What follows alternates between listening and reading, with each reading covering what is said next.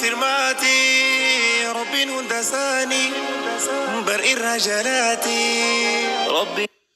السلام عليكم ورحمة الله وبركاته. نشيدا موسيقى قبا أكما قرطان كنا وان براجة في متي نشيدا موسيقى وجين لغة فتشو إرّا أبي تاكا سنگرسيسو بربادي أبي كنوتنا بلاستوري كيسا ليني جيرا غرو جوجل كرومي تنا كيسا يوبو فتني بريدا جدي يادا مي سنة ها إلالو jechuun nashiidaa dibbee qabu yookaan kiraarii sirba qabudha. Irraa sagalee qofatti deebifachuu jechuu gabaabumatti namni dhaggeeffatu jechuudha. An amma isin agarsiisumaaf cinaa tokko buusee ture waa'ee nashiida ijoollee kanaadha waa'ee Badirii dubbatu jechuudha. Erga bantanii eeggaa bantanii iimeelii irratti bantanii akka Facebook irratti bantanii ergas immoo ida'uu jalaa kana rukuttanii galaarii yookaan bakka asalii jechuudha. Iddoo keessa seentanii sagalee filattan jechuudha bakka feetan. Masalan amma lola Badirii yoo jedhu haala kanaan dhufe nashiidichi.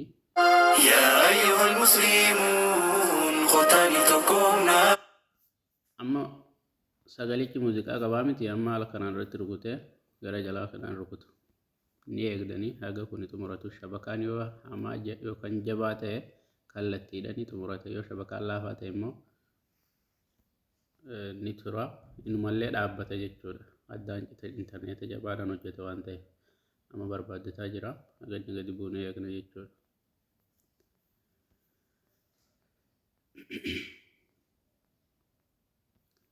Xiqqoo eeggannu yoo bu'ee jira amma irratti rukunnaa inni ofumaaf bu'aa jira kun asitti lakkaa'ata.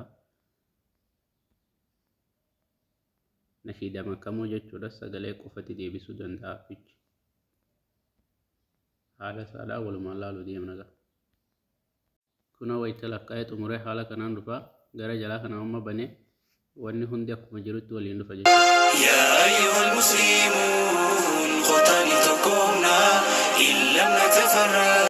طيب أما حالة كنان جرامي أكما قرتن كنا كرام موسيقى جلا كنا تفودا. أيها المسلمون قتالي تقومنا إن لم نتفرق يسر ربنا أكا فبدري تتاتكمونا نوتما تقومنا والفتح يأتينا إبلان تنيتك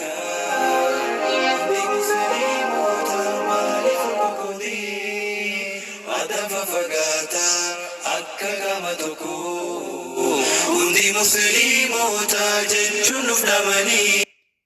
Akkuma gartan kana isa jalaa kana hunbanu irratti wajjin dalagaa jechuudha. Isa cufee jennaan sagalee kophaatu dalaga akkasii. Amma daawulood godhachuudhaaf gaa akkuma gartan kana xiyya kana rukuttanii gara seef godhatanii haala kanaanii jechuudha. Assalaamu alaikum warahmatullahi wabarakatuh.